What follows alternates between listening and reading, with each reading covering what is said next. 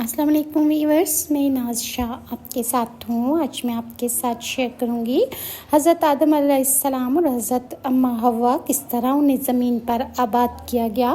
حضرت ابن عباس سے روایت ہے کہ حضرت آدم علیہ السلام کو وہنا نامی ایک وادی میں اتارا گیا جو مکہ اور طائف کے درمیان ہے۔ حسن سے روایت ہے کہ آدم کو ہند میں اور حوا کو جدہ میں، ابلیس کو دستمیان مقام ہے جو کہ بصرہ سے چند میل کے فاصلے پر ہے، اور سانپ کو اصفہان میں اتارا گیا۔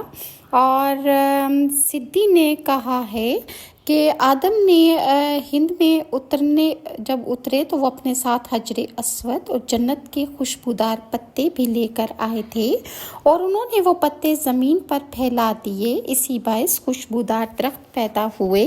اور حضرت ابن عمر سے روایت ہے کہ آدم علیہ السلام کو صفا اور حوا کو مروہ میں اتارا گیا۔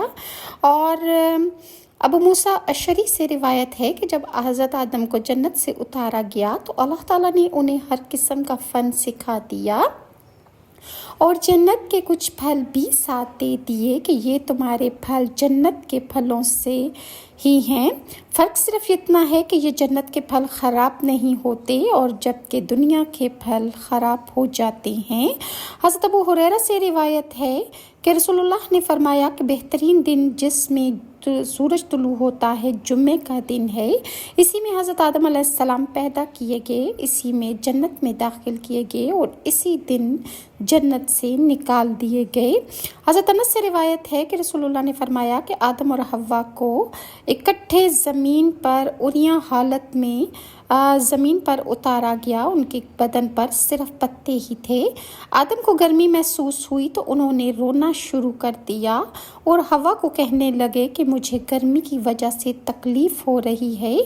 حضرت جبرائیل علیہ السلام ان کے پاس روئی لائے اور حوا کو روئی کاٹنے کا طریقہ سکھایا، اور حضرت آدم کو کپڑا بننے کا طریقہ سکھایا، اور فرمایا کہ حضرت آدم نے کپڑا بننے کے بعد اپنے آپ کو تہبند میں ملبوس کیا، اور اماں حوا کے لیے انہوں نے قمیص اور اوڑھنی بنائی۔ اور حضرت ابو ہریرہ سے روایت ہے کہ رسول اللہ نے فرمایا کہ آدم اور موسیٰ کے مابین جھگڑا ہو گیا۔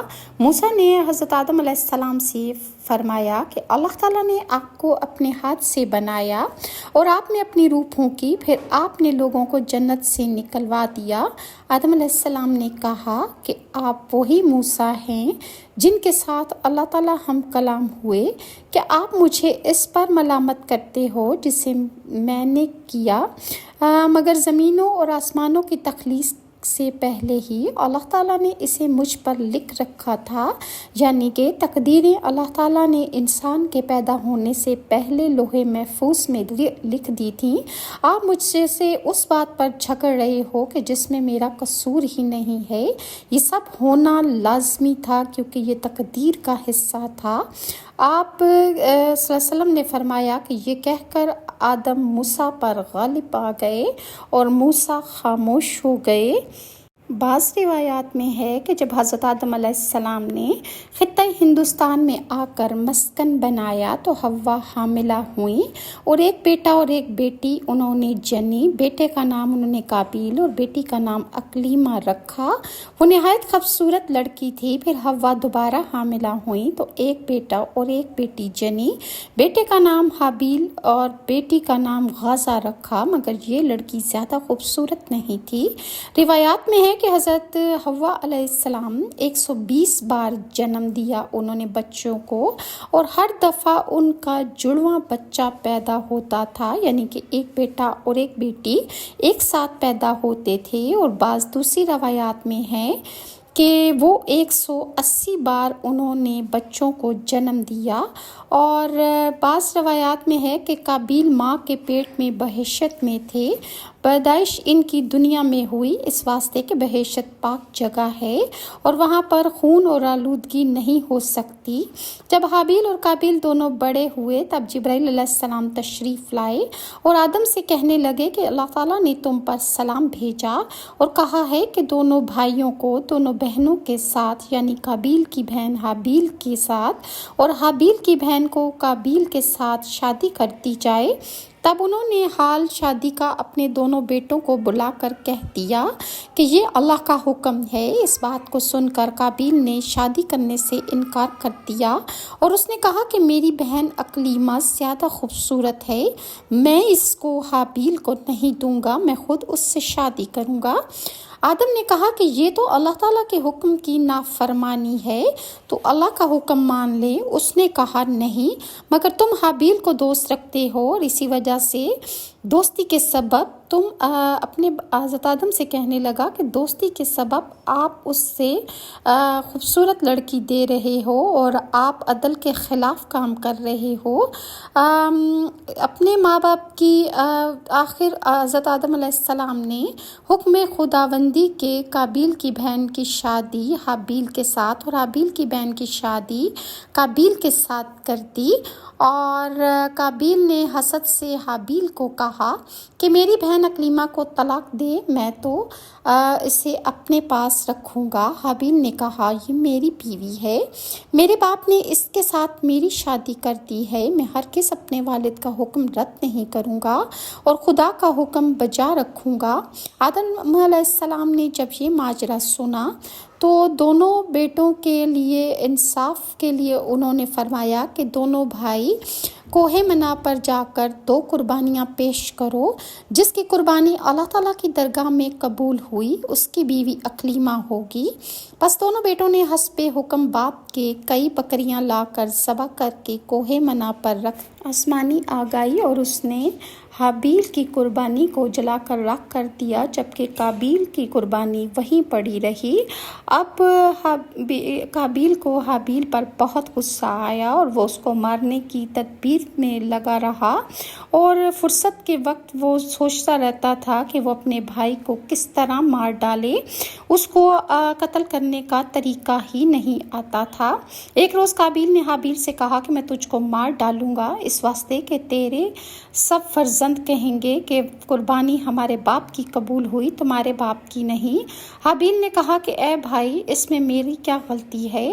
اللہ عادل ہے۔ اچھا، اگر تو مجھے مارے گا تو میں تجھ کو نہیں ماروں گا، اور مگر تو روز محشر اللہ کے نزدیک اس کا جواب دہ ہوگا اور دوزخ میں جائے گا اور میں خلاصی پا جاؤں گا۔ وہ اس کی بات سنتے ہی اس کا مزید جانی دشمن ہو گیا۔ ایک روز اتفاق سے ایسا ہوا کہ حضرت آدم علیہ السلام حج کو گئے۔ قضاء الہی سے ایک روز حابیل نے قابیل کے بکری خانے میں جا کر دیکھا کہ وہ منگل کا دن تھا، حابیل اس میں سوتا ہے، اور حضرت آدم علیہ السلام جس وقت حج کے لیے روانہ ہوئے اور جانے سے پہلے انہوں نے اپنی اولاد کی ذمہ داری آسمانوں پر ڈالی، مگر آسمانوں نے اس ذمہ داری سے انکار کر دیا۔ پھر انہوں نے یہ ذمہ داری زمینوں اور پہاڑوں پر ڈالی، مگر انہوں نے بھی انکار کر دیا۔ تو بالآخر قابیل نے یہ ذمہ داری قبول کر لی، اور اس طرح حضرت آدم علیہ السلام حج کے لیے روانہ ہو گئے۔ منگل کے دن قابیل نے حابیل کو اپنے بکری خانے میں سوتا پایا۔ اب اسے یہ سمجھ نہیں آ رہی تھی کہ وہ کس طرح اس کو قتل کر ڈالے، تو اسی دوران شیطان ایک آدمی کی شکل میں ایک سانپ ہاتھ میں لے کر قابیل کے سامنے آیا، اور وہ پتھر لے کر اس سانپ کے سر پر اس نے مارا اور بار بار مارنے لگا، جس سے سانپ مر گیا اور وہاں سے غائب ہو گیا۔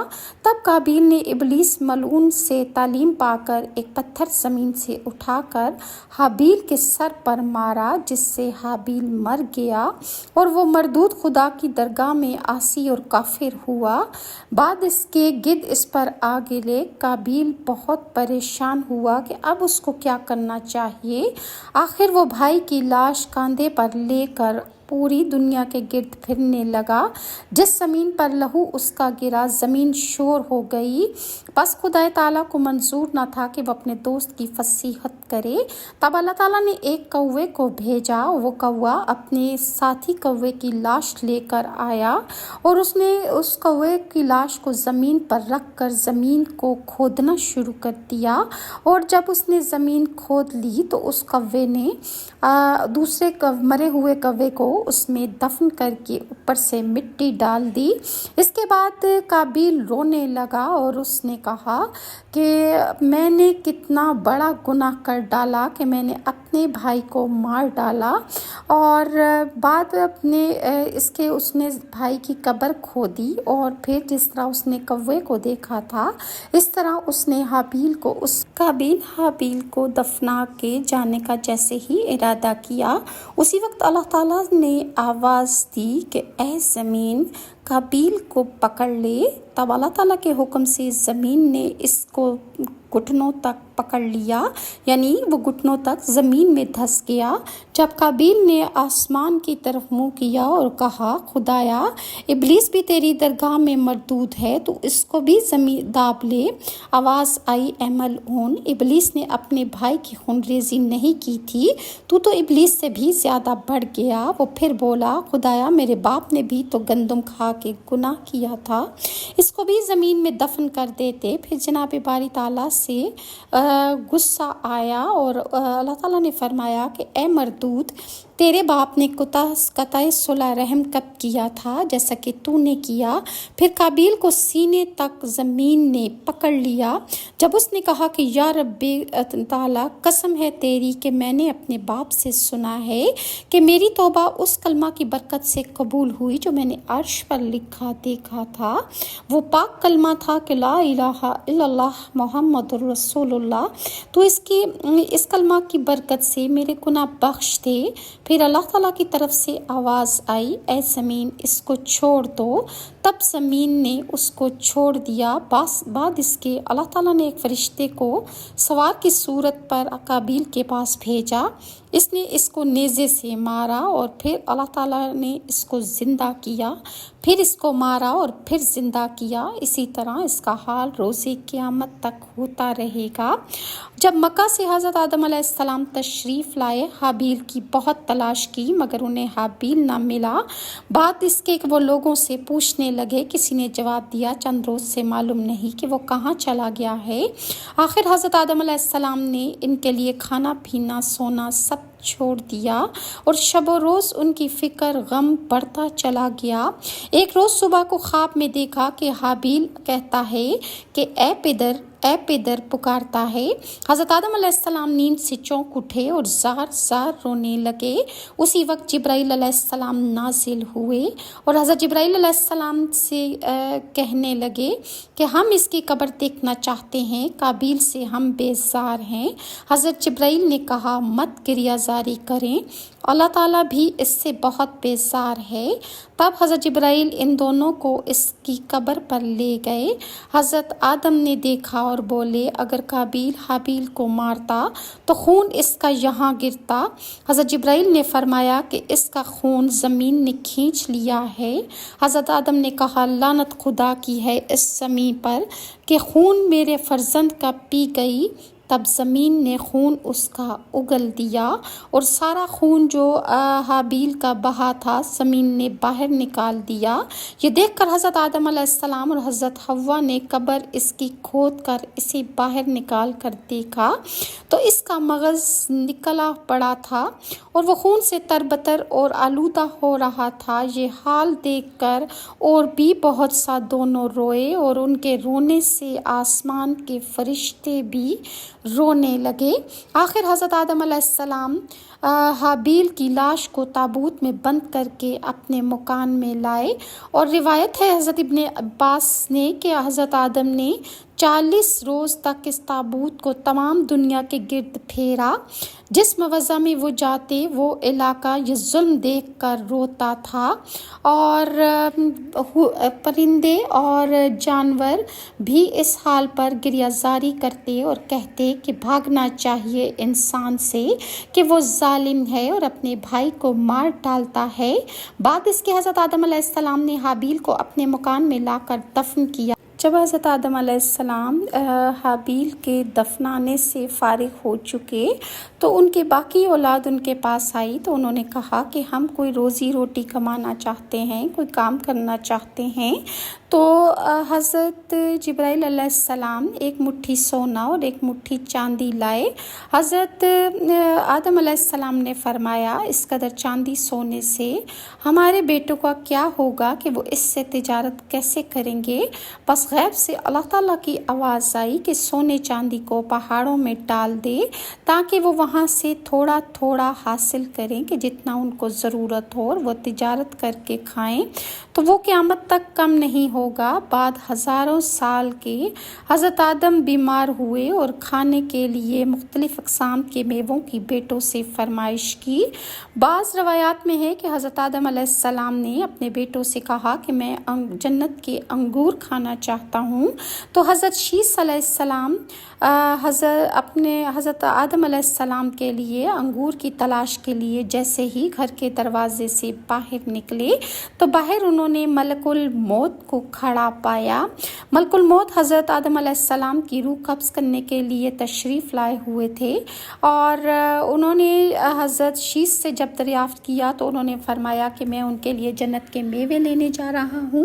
مزید فرشتوں نے حضرت آدم علیہ السلام کی روح کیسے قبض کی، کس طرح ان کی تجہیز و تکفین ہوئی، انشاءاللہ میں آپ کے ساتھ نیکسٹ ویڈیو میں شیئر کروں گی۔